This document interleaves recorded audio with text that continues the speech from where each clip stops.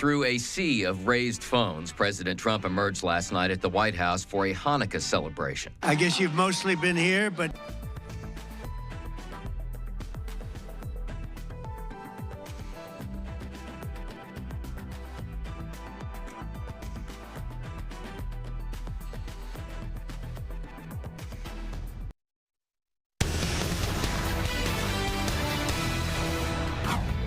the saga over the Leland house in downtown Detroit continues tonight after 41 residents were displaced. What about the pets inside of the building? We had a chance to speak with city officials about what they did to remove 2 cats and whether or not there were any more pets inside. I'm Hillary Golston. We'll have all the details coming up.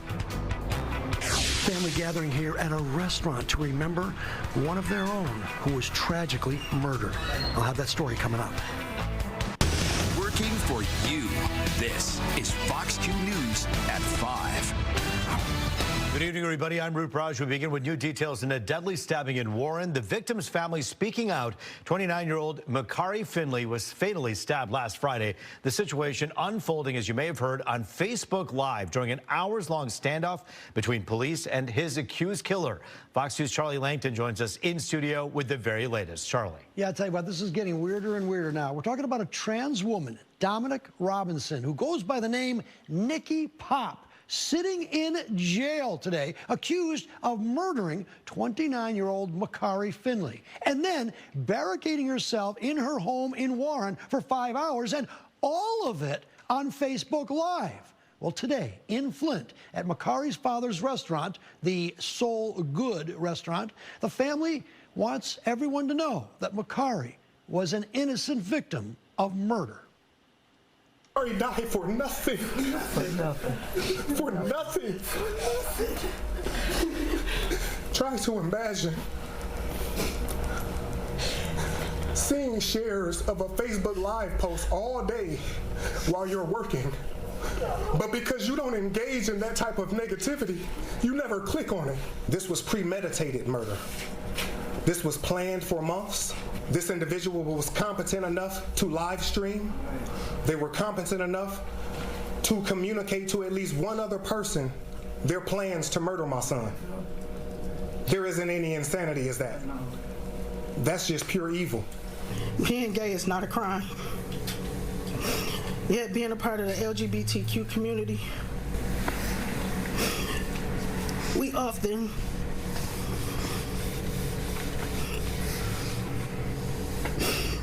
have to live in fear of judgment, bullying, physical abuse, and even murder. You can't imagine the pain. What would you say to Nikki Pop right now? I hope you rot in prison for the rest of your life.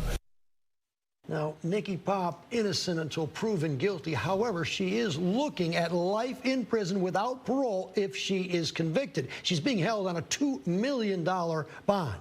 Now, motive, specific motive, not yet. But the family tells me that Makari did have a sexual relationship with one of Nikki Pop's male friends.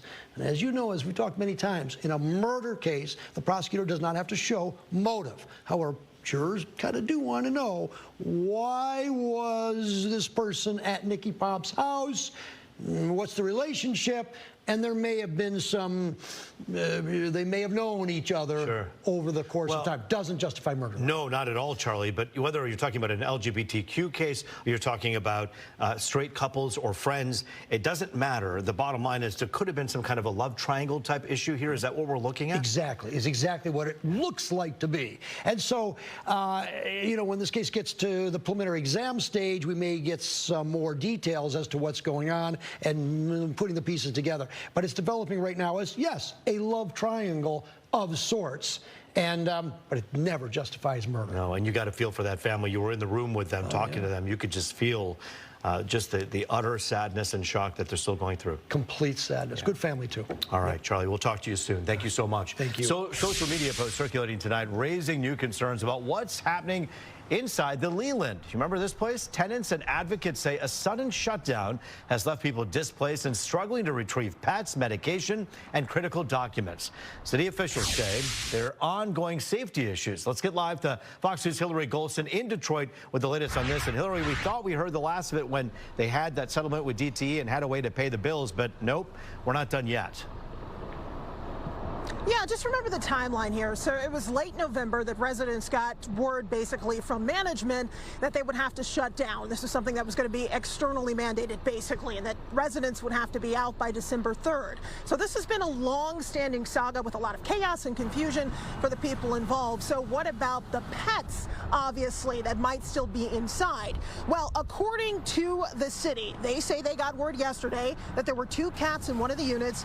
The city met the building owner with the management team, let in animal control, and they took the 2 cats from the unit. So I had a few questions for city officials about this. Take a listen. Some of our challenges yesterday, once we found out, it was later in the day. And so we didn't have the lighting that we needed. And it would have been a safety issue to get into the building at that time of day. So that's why we met first thing this morning and was able to retrieve those animals. To your knowledge, are there any other pets inside? To my knowledge, no, there are no more pets inside. City teams have been reaching out to residents, they say, and every family has a case management worker here assigned, and that is how folks can get what they need from inside. After residents left, the access to the building, as you probably know, was restricted.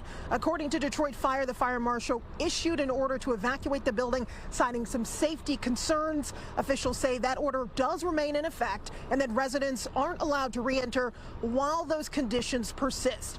Now, in the days that followed, tenants and advocates say the restricted access created so much concern over who's responsible for retrieving belongings and the animals left behind. Of course, there are medical needs, medication, very important other things that might still be inside of these units. What's the protocol? Who's actually going in to get these things? Either the fire marshal or the Detroit Animal Control when they've gone in, but it's been city officials that have been entering the property, along with property management.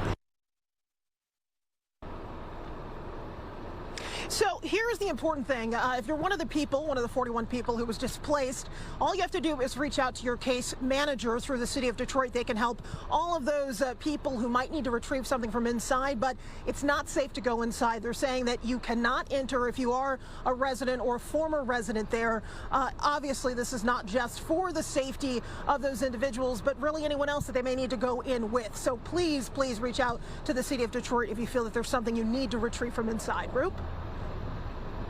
They're an uphill battle and trying to connect with one of the case managers, and then is there a delay after that to try to get stuff? I imagine some of this paperwork that you mentioned is critical in nature.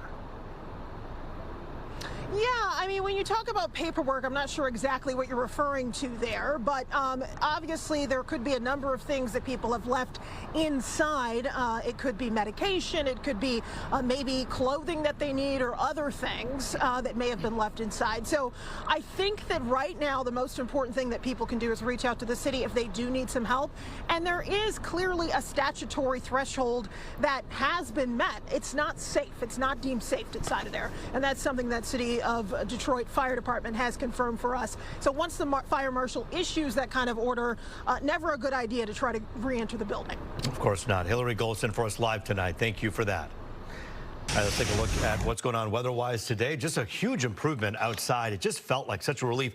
People's moods a bit better today. Not as bitter as the last few days. It felt like July outside. Comparatively, it felt like July out there with sunshine, temperatures in the 40s.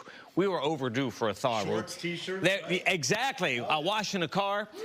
You can see it's going to be a quiet night ahead. It was nice to see the sun today, and with that, temperatures did move up into the 40s. Let me show you the current readings. We're going to fall back off, obviously, as we get further into the evening hours. 37 here, 39 Lansing, 38 up in Grand Rapids. I'll step out of the way and show you some great live pictures right from Mount Clemens. There is a breeze out there, but it's going to be quiet with thickening clouds. We'll get down to 29 on average. We will be back in the 40s tomorrow.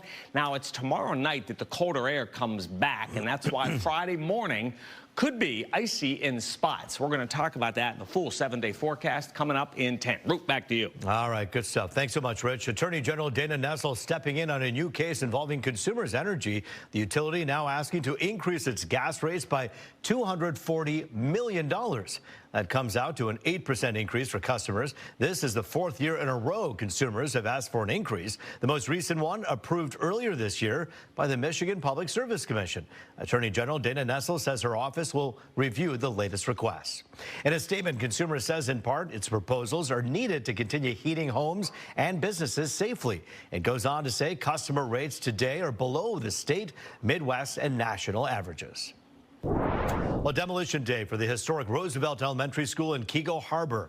Teardown on the building started this morning, months after the West Bloomfield School District won a legal fight over its future. The building closed in 2022 after a portion of the ceiling collapsed. It's not clear how long the demolition will take, but the school district is offering bricks as keepsakes for those who want a piece of the history. We'll put a link to the request on our website at fox2detroit.com. Scott Wolchek, over to you. Hey, Rube. Oakland County's Human Trafficking Task Force is cracking down on some of the Johns out there. I'm Scott Wolchek, and I'm going to tell you all about it and some of the charges they announced today.